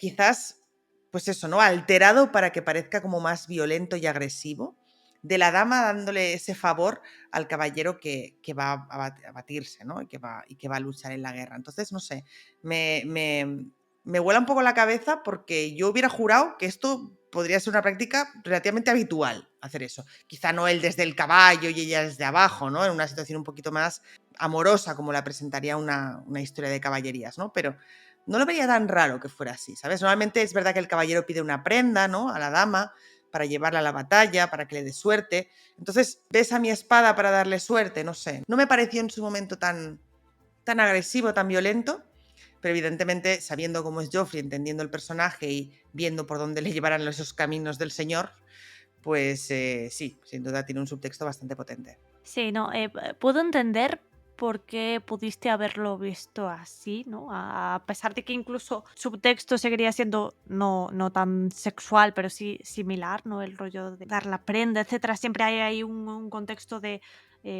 mujer como premio, ¿no? Como has pasado el castillo, has conseguido a la princesa, ¿no? Es como siempre va un poquito en esa dirección en los cuentos de caballería en general. Pero para mí aquí, siendo tan violenta la escena en el sentido de Joffrey, es Joffrey, ¿no? Y aparte el rollo de bésala, la besarás luego cuando esté ensangrentada con la sangre de mi tío y luego mataré a tu hermano con la misma espada, es un poquito como el contexto está... No, claro, la cosa va escalando, Claro. evidentemente. O sea, la cosa degenera. Claro, es que el Como contexto es empieza tal tan violento, y acaba, ¿no? rebalaré a tu hermano. Exacto, el contexto y el personaje es tan violento que es como que no se... Creo que no es confundible con algo que podría haber resultado más inocente de venir de otra persona, quizás, ¿no? O incluso en otro contexto diferente. Pero es interesante que lo hayas visto así, porque es eso, si Joffrey fuese buena gente en algún universo paralelo, no será, pues podría haber tenido esa otra lectura. Nos centramos ahora en esta pobre Sansa que dice, bueno, ojalá este señor se caiga del caballo, se mate, se tropiece, sus hombres le abandonen y se muere entre terribles sufrimientos. Con esa idea se va la pobre Sansa de su encuentro con Joffrey y se dirige hacia el torreón de Maegor, donde pues en diferentes escenas podemos ver cuál es el papel de las mujeres en general en esta situación y específicamente el de Sansa rodeado de estas mujeres. Pues sí, porque todo esto ya empieza antes de entrar en el torreón, cuando se encuentra Lady Tanda con sus dos hijas, especialmente Lois, ¿no? Y Lois es un personaje que a mí me produce muchísima pena porque realmente, o sea, es una víctima de violaciones múltiples, recordemos eso, que se ha quedado embarazada. Además, se nos da a entender como que Lois es una chica que padece algún tipo de discapacidad, ¿no? O eso es lo que se nos da a entender, no lo sabemos segura, o igual es que directamente está traumatizada y no puede, no sé, asumir lo que le ha ocurrido. Además, sabemos que está embarazada, ¿no? Y me parece muy triste esta escena porque de alguna manera tanto su madre como su hermana intentan como arrastrarla, ¿no? Como Shae, que también está ahí, por ejemplo, hace un cameo ahí Shae, intentan como arrastrarla hacia dentro del castillo y ella no, dentro de la torre, perdón, y ella no quiere ir, ¿no? Y se produce una escena bastante triste, bastante incómoda, donde Sansa juega el papel de pues intentar calmarla, intentar animarla para que entre, pero ella realmente no quiere y al final la tienen que llevar por la fuerza. Y eso yo creo que es una antesala de lo que veremos después muy potente, porque al final Lois ha sido una víctima, por desgracia, una cosa que ocurre mucho también a día de hoy en las guerras, que es esa violación de mujeres para castigar a los hombres, que es algo que aquí hemos tratado también en el podcast, que por desgracia pues pasaba y sigue pasando a día de hoy. Y es una víctima, pero de cara a los demás, al castillo, que todo el mundo rumorea, que está embarazada, que la familia dice está enferma, porque al final el papel de la mujer tiene que ser llegar virgen al matrimonio y ella obviamente no lo es, pero intentan tapar toda esa atrocidad y el hecho de que está embarazada para probablemente pues conservar esa reputación, ¿no? O poder casarla en el futuro. Y ella diametralmente se niega a eso, ¿no? De yo no quiero entrar aquí. Y me parece una escena terrible, pero que, como os digo, es una antesala muy buena de lo que sufren o lo que pasan las mujeres en ese momento. Evidentemente los hombres también están sufriendo, también están yendo a la guerra y demás, y ellas son las que se quedan allí esperando, pero que también serán víctimas si pierden, ¿no? De alguna manera los hombres y quizás, pues eso, entren en la fortaleza y a saber lo que pueden llegar a hacer. Y Sansa es la visión de todo esto, ya es testigo de todo esto, y entra luego en el torreón de Maegor y se encuentra en la sala de bailes de la reina de Cersei, pues que están todas las mujeres ahí esperando. Hay mujeres, hay madres, hay algunos ancianos, hay niños, todos allí escondidos, pues esperando qué ocurre o cuál será la resolución de esta batalla. Entonces, sin duda me parece que las escenas de Sansa en esta situación son muy potentes porque nos dejan ver la otra cara de la guerra, ¿no? Siempre se dice, esconded a las mujeres y a los niños, protegedles de que no les pase nada, pero hay que ver ese lado también. Y es un lado terrorífico, porque recordemos que ahí está Eileen Payne preparado por si hace falta terminar con la vida de las mujeres antes de que ocurra algo peor. Y esto se lo dice directamente Cersei a Sansa, que es lo que hemos hablado durante la pregunta, ¿no? También es un momento interesante porque durante el tiempo que estén ahí veremos cómo Cersei y Sansa hablan y ponen de alguna manera en común sus propias visiones de la vida, de la batalla, del honor de los caballeros. Y realmente Cersei le da unas cuantas lecciones a Sansa y eso es así. Sabemos que siempre se dice, ¿no?, que Cersei es una de esas maestras de Sansa, que no tiene por qué ser buena, igual que Meñique, pero es una de esas maestras, ¿no? Y Cersei le da una lección bastante importante de lo que supone el papel de las mujeres en esa sociedad. Sansa ha vivido toda su vida pues protegida por su familia, su madre le ha enseñado todo lo que tiene que saber para algún día casarse bien y la parte de alguna manera bonita a la que podían aspirar una mujer de su posición como es Sansa, una niña de su posición como es Sansa. Pero esa posición, ese ser mujer, también esconde cosas muy turbias, muy terribles. Y no es Catelyn quien se las transmite, que sepamos, sino la propia Cersei. Y por desgracia, tanto hombres como mujeres tenemos que conocer esas dos versiones de lo que es nuestra existencia o de los peligros que podemos correr, ¿no? La parte buena a lo que puedes aspirar y también lo terrible que te puedes encontrar.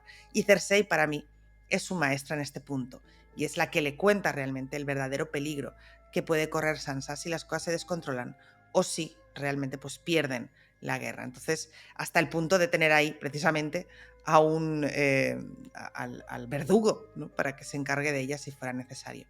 Sin duda toda esta parte, empezando por Lady Lois, terminando con la conversación con Cersei, que se ríe un poco de Sansa, ¿no? Le dice lo de que, sí, niña, tómate la sopa como una niña buena y ahora vendrá enseguida a cuidarte el caballero de no sé qué. Es muy interesante, pero lo que más me llama la atención es cuando Sansa se escucha a sí misma decir lo de los caballeros de verdad no harían daño a las mujeres y a los niños, y hasta a ella eso le parece ridículo. Me gusta mucho cómo Martin nos va transmitiendo ese arco de personaje que tendrá Sansa, todos esos aprendizajes que tendrá Sansa, que muchas veces se interiorizan simplemente y son pensamientos que ella tiene. Y yo creo que esta frase es uno de ellos, hasta ella misma le pareció ridículo lo que estaba diciendo. Porque es verdad, es ridículo, Sansa. Ojalá el mundo fuera como tú crees que es, ojalá fuera como las historias que has leído, pero no es así y tú estás empezando a crecer y te estás empezando a dar cuenta de que no es así. No solo, evidentemente, por la mano de Cersei, sino también por todo lo que te ha ocurrido, por la experiencia que está viviendo con Joffrey y demás, pero me gusta que Sansa reflexione pues sobre todo lo que conoce, porque al final la pobre Sansa no ha salido mucho y como le dice Cersei, todo lo que sabes de la vida lo sabes por los cuentos de caballeros. Es demencial incluso como la propia Sansa, ¿no? Que es una cámara tan idealista, de algún modo, que cree en un mundo tan utópico, sea justamente la que tiene que presenciar todo este contexto de guerra mientras su pensamiento va cambiando, ¿no? Y nosotros como lectores en su mente, como muy bien decía Bea, vemos como todo esto ya no encaja en su cabeza, ¿no? Ya no, aunque ella persiste en decir, en afirmar, ¿no? Los verdaderos caballeros, etcétera, etcétera, pues ya algo en su cabeza ya no resuena como antes, ya hace él, bueno, estas palabras ahora comprendo que están un poco vacías de significado en el mundo. Y Cersei, y este es, para mí es bastante gracioso incluso, Cersei entra ya enfadada, ¿no?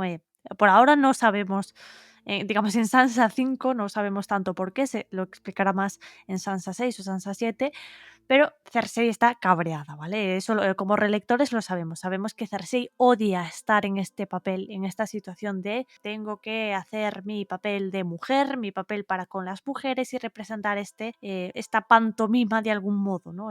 Me tienen que informar a susurros y no puedo estar atenta a lo que está pasando en el mundo de los hombres porque ese mundo está prohibido para mí. Eso enfada muchísimo a Cersei. Cersei está cabreadísima. Entra y lo primero que hace es decir, burlarse de Sansa, ¿no? E intentar humillar incluso a Sansa. Qué gracioso, ¿no? Tú sangras aquí dentro y ellos sangran allá afuera y jajaja, humillación y la intimidación con Gillian Payne y el machaque, lo que dice Bea, ¿no? El machaque que sí, niña, sí, cómete la sopa y cállate la boca, ¿no? Cersei ya ha entrado un poquito on fire, de decir, entro con mi vestidito virginal y mis ricitos puestos, pero tengo las mejillas coloradas, le doy al vino y estoy cabreada, ¿vale? Cersei ahora mismo está enfadada.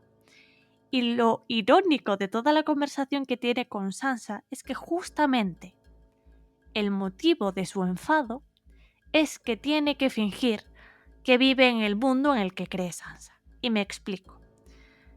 Se nos describe esta sala en la que están las mujeres en el torreón de Maegor como una sala elegantísima y además Sansa se para, ¿no?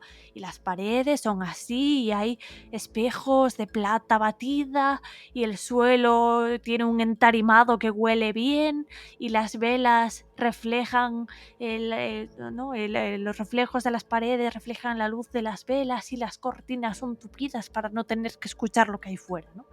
Están viviendo en algo irreal, ¿no? Están viviendo en ese mundo de los cuentos en parte, ¿no? En ese mundo en el que no existe la violencia grave, en el que ellas no tienen que enterarse de que existe la violencia que está habiendo fuera, porque tienen que confiar, ¿no? En los caballeros que las van a rescatar y no tienen que preocuparse por nada, etcétera, etcétera. Que Cersei está criticando a Sansa, que es una niña pequeña, por creer que el mundo es como todos le hacen creer que es y como todos están fingiendo que es. Esa es la ironía, ¿no? Y por eso Cersei está tan cabreada y lo paga con Sansa, ¿no?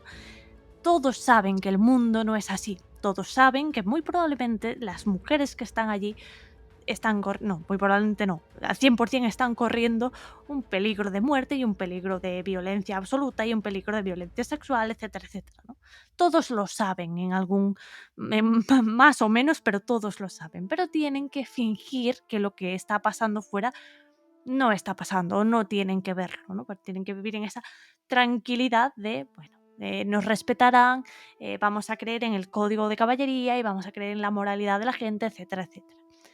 Y Sansa creía en eso, ahora ya empiezan a sonarle huecas esas palabras, y a Cersei lo que le cabría es tener que formar parte de ese teatro, ¿no? Y por eso lo paga con Sansa, porque Sansa es un poquito la representación física de todo eso y dice: sí, mujer, sí, nos va a venir ahora Aemon, el Caballero Dragón, o va a venir Simeón Ojos de Estrella a rescatarnos en sus corceles blancos. No, no nos va a salvar ni ellos, ni estar aquí encerradas en este palacio de cristal precioso, maravilloso en el que estamos, ¿no? Entonces para mí es significativo como, paradójicamente, ¿no? Como que Cersei machaca a Sansa por algo que todas están haciendo, ¿no? Toda la sociedad, no las mujeres en particular, sino la sociedad en general es partícipe de todo este teatro, ¿no? De creer que existe ese mundo en el que se van a respetar esos códigos morales que existen en los cuentos y en los libros, pero que en la realidad no, que es un poquito lo que nos intenta trasladar Sansa a través de sus capítulos, ¿no? O bueno, las personas que rodean a Sansa en sus capítulos.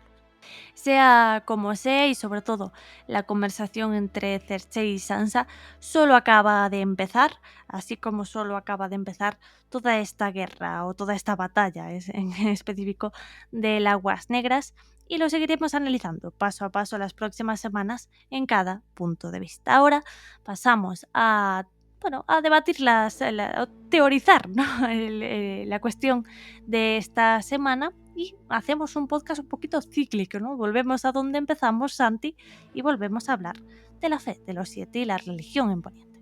Exactamente, pues en este caso, la verdad, sabemos de que la religión de los 7, sobre todo, va a tener un papel muy importante en lo que es el desarrollo de los acontecimientos de cara a Festín de Cuervos, a Danza de Dragones, en Desembarco del Rey, sobre todo. Sabemos de que por ahí vamos a tener a este Gorrión Supremo como jefe de la fe, que está volviendo a retomar la militancia que tuvieron durante las primeras épocas del reinado Targaryen. Recordemos esas espadas y estrellas que habían en esa época, y en este caso, pues el Gorrión Supremo se ha tomado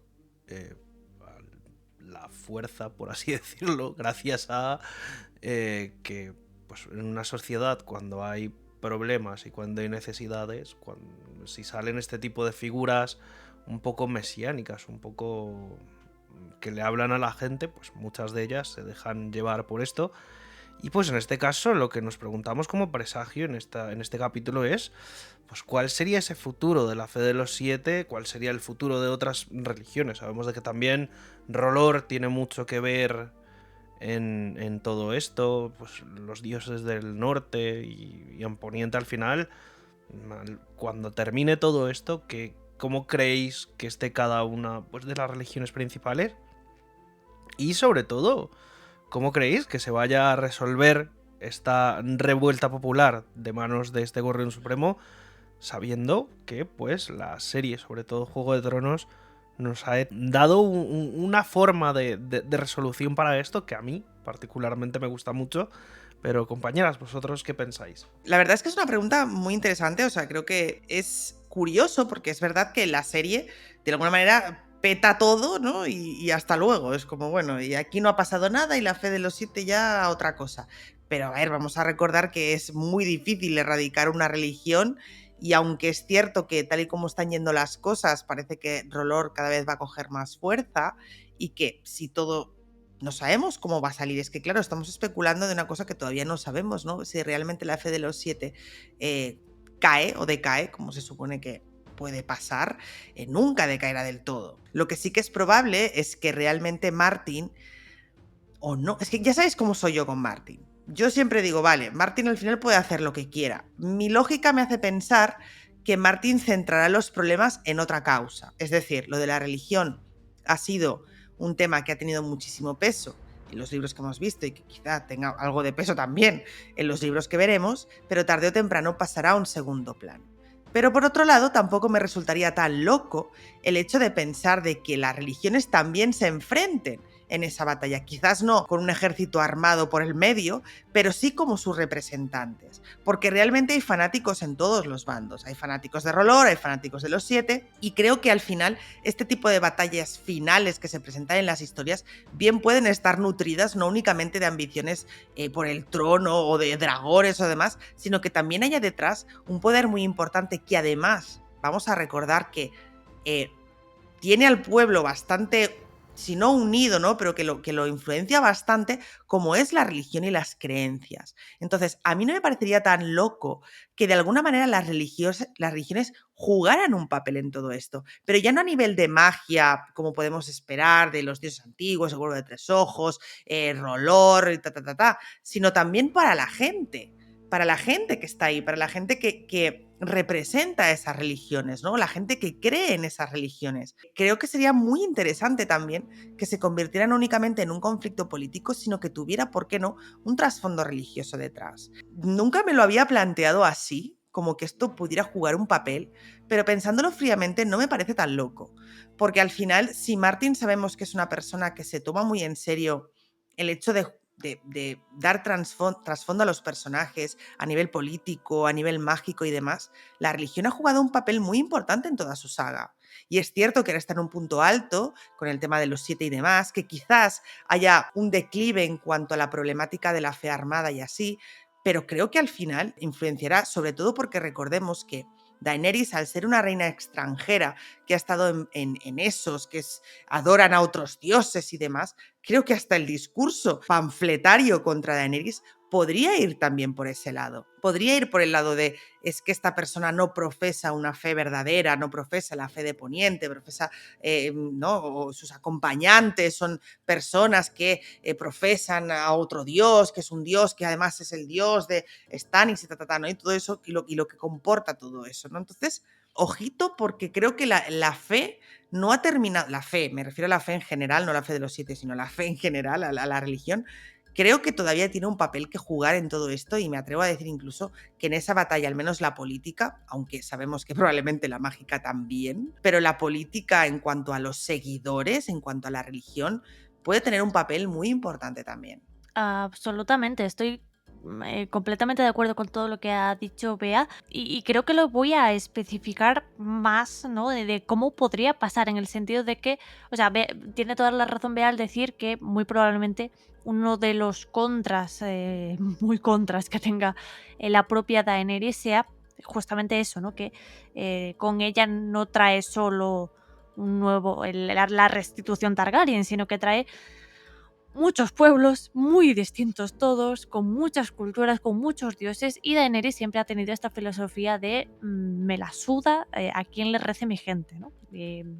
Va a tener seguidores de R'hllor que no son precisamente, digamos, los más amables en cuanto al respeto de otras religiones.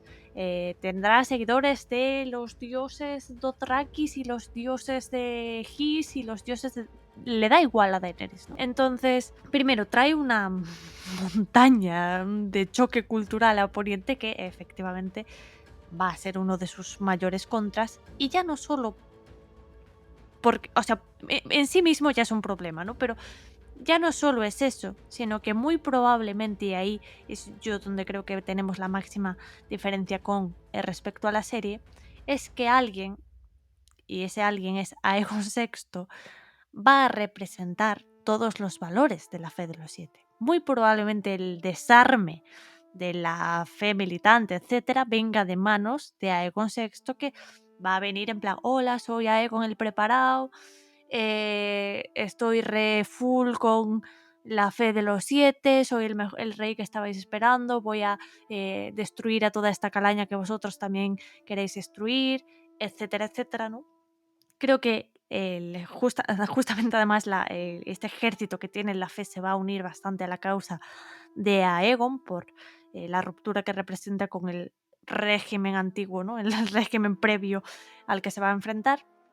Y para cuando llegue Daenerys, esto va a estar afianzado, digamos, del lado de Aegon VI, ¿no? Entonces va a haber ese choque ya no solo Danza de Dragones ya no solo Targaryen contra Targaryen, bueno, entendedme, ¿no? Targaryen, entre comillas. Ya no solo eso, ¿no? La lucha por el trono, sino lo que dice Bea, va a haber un choque cultural y religioso abrumador, ¿no? Por otra parte está Stannis. Stannis yo a corto medio plazo le auguro victorias en sus batallas, pero no creo que vaya mucho más allá y creo que con él se morirá un poquito el alcance de R'hllor como la fe, o sea, como una nueva religión establecida en Poniente. Y también el hecho de, o sea, creo que, digamos, Melisandre en específico o algunos rituales mágicos de la fe de R'hllor sí van a tener relevancia, quizás incluso para con Jon Nieve, porque está muerto, recordemos, lleva 12 años en la nieve. En ese sentido no creo que se olvide, pero a nivel de nueva religión establecida, etcétera, creo que va a decaer en cuanto decaiga la causa de Stannis Baratheon en el norte, ¿no? Mis dudas van más allá de eso, ¿no? Más allá de cuando todo eso pase en la saga, cuando ya sea una cuestión de pues Aegon VI a lo mejor está muerto, Daenerys a lo mejor también está muerta, Stannis ya hace 4 siglos que se ha muerto. ¿Qué pasa después, no? ¿Qué pasa después con toda esta carga cultural diversa y diferente que tiene Poniente?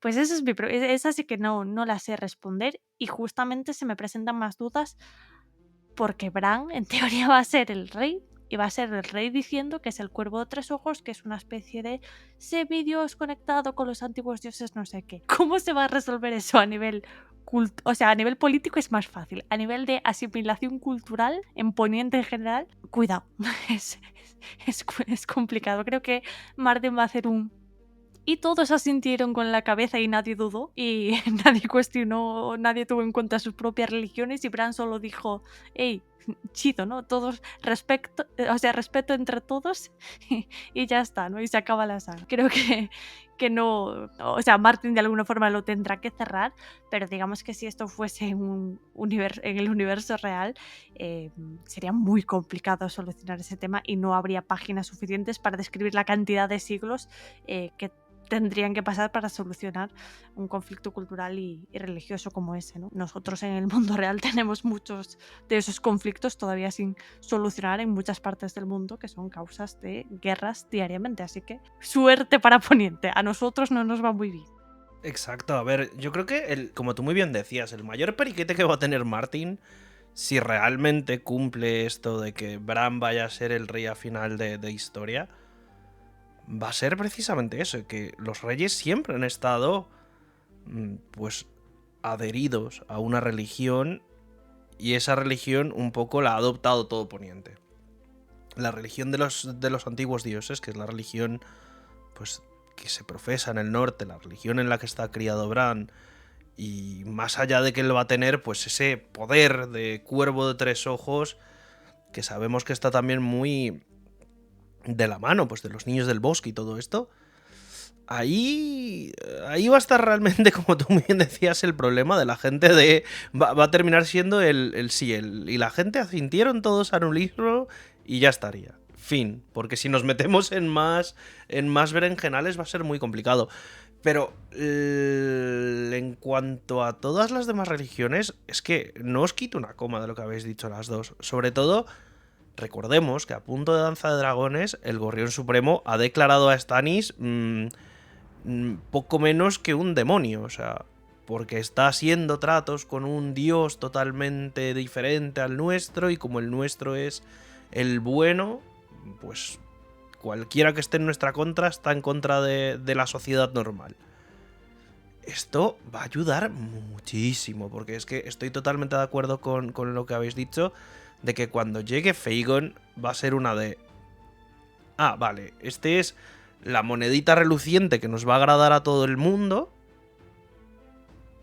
Y como está metido y sabe toda la historia de Poniente y sabe los valores que tiene que tener un Poniente y además está criado en la religión de los 7 y... Es que se lo van a poner en bandeja de plata. Porque Cersei lo va a tener muy complicado. Cersei está ahora mismo, pues acaba de pasar su paso de la vergüenza Yo, Y si la hace, verdad, si hace el chocapic, ya nada. es que es eso. Es que A si mí me hace el chocapic, encantaría ver esa es, o sea, la explosión que nos muestran en Juego de Tronos. Me encantaría verla. Y puede que no la haga Cersei directamente por... De hecho, se me acaba de ocurrir una cosa aquí. Voy a tirarla, me voy a tirar un triple y si no pasa, pues que no pase. Pero imaginaros esto. Llega Aegon VI a Poniente. Cersei está en la capital. Daenerys todavía no ha llegado. O sea, el problema de Daenerys y su religión rara y haber traído Dothrakis, que es algo que nunca ha llegado a Poniente, vamos a dejarlo para mañana. Pero llega este señor, que al igual que Cersei, profesa la fe de los 7, se empieza a poner al gorrión supremo de pana, de amigo, Perdona, Santi, pero es que y esta señora, para acabar con Fagon, estalla el septo de Baelor, en lugar de con Margaery Tyrell dentro, con Aegon VI y con el gorrión supremo. Nos quitamos un personaje de un plumazo. oye, pues mira, no descartemos. No va a pasar, porque No, evidentemente no se tienen que descartemos, conocer con Daenerys, pero estaría divertido. Martín Provera, pero a lo ver, que voy es a teorías que más locas hemos escuchado, ¿eh? Teorías más locas hemos escuchado. a lo que voy es a que lo de Aegon, lo que has dicho, ¿no? De Aegon convenciendo de algún modo al gorrión supremo de, oye, represento todos los valores Soy que el tú bueno. quieres. Ya no es que solo creo que esté encaminado así, el rollo de ha sido educado, ¿no? Por la Septa Lemore, no sé qué, sino que directamente hay una serpiente de arena infiltrada con el gorrión supremo. Es como... en el caso de que el gorrión supremo no quiera, tampoco es que creo que vaya a tener mucha opción. ¿Sabes lo que te quiero decir? Sí, la verdad es que ese pobre hombre no la va a tener fácil. O sea, y de hecho, aplausos al señor que hacía del gorrión supremo en Juego de Tronos, Jonathan algo, no me acuerdo en este momento su apellido, pero vaya papelazo, ¿eh? O sea, parte de lo que me gustó mucho de esas, pues, últimas temporadas, porque recordemos, hay una temporada que no existió, pero de estas temporadas, de toda la parte del Gorrión Supremo, a mí la verdad es que ese señor me parecía que hace un papel maravilloso y shout out para él, pero es eso, pero la verdad lo va a tener muy fácil Fagon de ponerse a la religión de su lado. Y yo sigo diciendo que esa explosión no la han puesto en esa serie porque sí. De alguna manera sabemos de que hay fuego valirio por debajo de todo desembarco del rey. Es que lo tiene a huevo. Por favor, Martin, quiérenos un poquito y haz que estalle el septo. Pues lo veremos, ¿no? Lo veremos en Vientos de Invierno. Lo que yo creo que es indudable es, pues justamente que parece que Aegon VI está encaminado a representar todos estos valores de la fe de los 7 que hemos visto hoy aquí a través de Sansa, pero que para cuando llegue Aegon VI, estos valores están un poquito huérfanos, ¿no? de representación en la nobleza de Poniente, porque está Cersei. Va a estar Poniente en plan de estos son mis valores, si no te gustan tengo otros. Sí. Por un lado está Cersei, que no está muy a bien con la fe precisamente. Veremos qué acontece también en ese juicio de la fe, que recordemos todavía está pendiente en los libros. Así que, Martín, por favor, apresúrate, que tenemos curiosidad por saber cómo se resolverá todo esto. Mientras tanto, nosotros nos ceñimos al aguas negras por ahora y dejamos por aquí el análisis de este capítulo. Queremos agradeceros a todos vuestro apoyo, en especial aquellos que nos apoyáis a través de Patreon, y menciono directamente a las manadas de Fantasma, Verónica Dane, Elendor, Pablo Villegómez, Oriol Escudero, Luna de Jade, Lady Von Garsten y Álvaro García, a la manada de Peludo, Jorge Alvarado, Andrea Angla, María de Castro y Josep Roura, y a la manada de Viento Gris, Belén Albeza, Isabel Santos, Edgar García, Miguel Arias, Raisa Monroy, Juan Gutiérrez, Marina Fresno, David El Morao, Play Jeric y Víctor Olivares. Muchas gracias a todos, también a los que nos apoyáis en las demás manadas y también a todos los oyentes que nos escucháis cada semana. Y además, Como siempre, os recuerdo que podéis dejarnos preguntas para los capítulos siguientes a través de redes sociales, que son La Canción Continúa en Facebook e Instagram, @lacancionpod en Twitter, y podéis usar como siempre el hashtag preguntaslcc. Nos oímos la semana que viene y hasta entonces recordad, el juego ha terminado, pero la canción continúa.